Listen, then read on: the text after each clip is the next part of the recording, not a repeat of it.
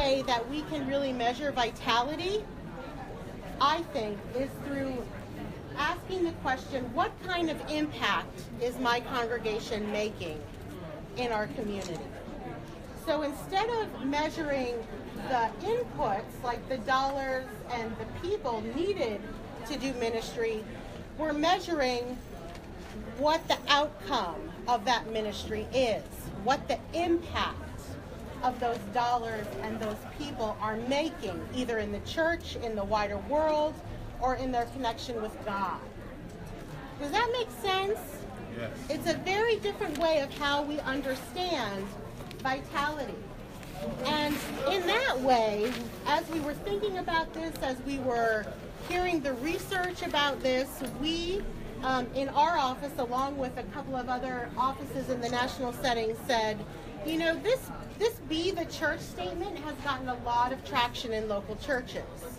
And this was developed out of our publishing, identity, and communication team.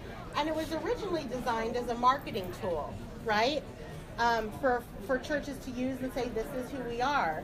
And people have really claimed this. And I looked at this statement and I said, there are 9 statements in the Be the Church statement. What would it look like to actually measure impact around these 9 statements?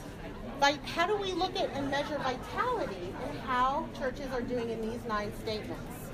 And so this tool is a very specific but a very different way to begin to measure vitality around impact and mission in the wider community and the church.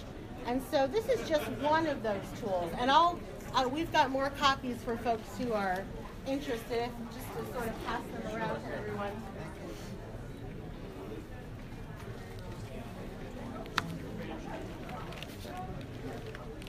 So I won't go through this booklet completely, but I will tell you that there are 3 different sections. And this guide is really meant to be used however you think it might be most appropriate. The first section of the tool is an assessment. So it's a 54-item assessment that asks leaders to take this and say, where are we at? What have we done in the last 5 years around each of these statements? And then they calculate it and they see, well, how are we doing? How are we doing in each of these areas? And where might our church moving forward? Where can we put more energy? Perhaps we want to put more energy toward embracing diversity. What does that look like for us? And so section 2 actually guides you through a strategic planning process.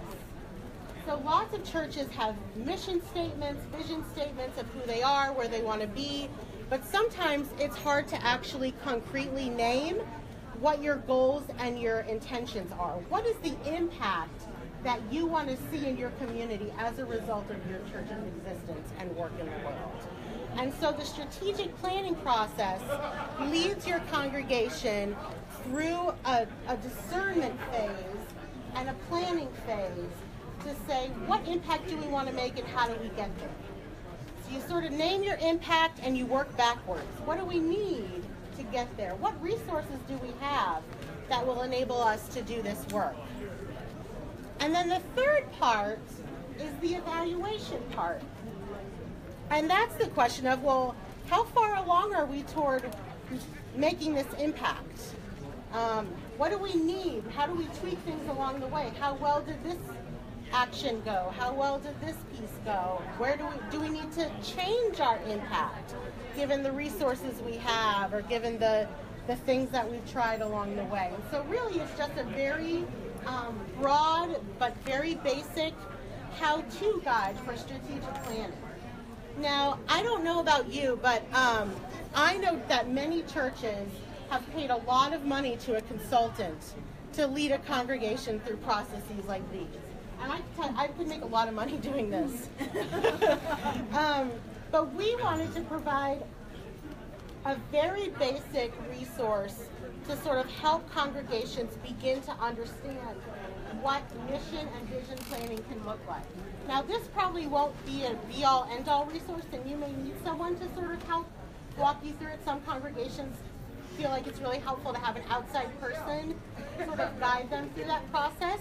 But this really is sort of the basic, how do you do strategic, how do you do missioning and visioning? This is what this looks like. And it's based on the Be the Church statement, but you can really use sections 2 and 3 just in your general strategic planning processes. And it's a way to really concretely measure impact, to name the impact you want to make, and then to measure that impact. And so instead of focusing on the inputs and the resources, which I believe are the dollars and the people, it's measuring what do we actually do with those dollars and people to make a change. So that's basically it. I would love to have conversations, a discussion. Do people have questions about that? Do you have questions about how we measure vitality, how we might begin to do that more? Yes? Well, do you have a digital version, like a SurveyMonkey sort of thing? That's a great question. So this booklet is online. It can be downloaded, and the website is www.ucc.org/bethechurch. It's all one word, and you can download this resource. We don't have this available on SurveyMonkey yet because we're still trying to figure out, well, how would we calculate the totals for different individuals and churches and things like that. But any materials here can be copied. They can be downloaded, and so if you want, for example, your church council to do this assessment, each one of them should get a copy of the assessment. You can copy it.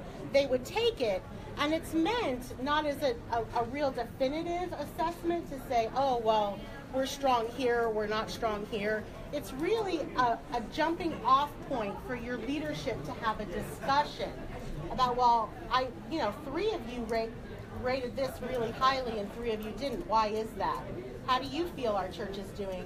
And where is the energy that folks are feeling? And what have we done in the last 5 years to really move us forward in that way? So it's not like a hard and fast psychological assessment or a very definitive assessment. It's a conversation tool around energies. But yeah, so we're not there yet, but you can replicate it, and really it's a self-assessment, self-congregational assessment, and then you can make copies and sort of compare notes.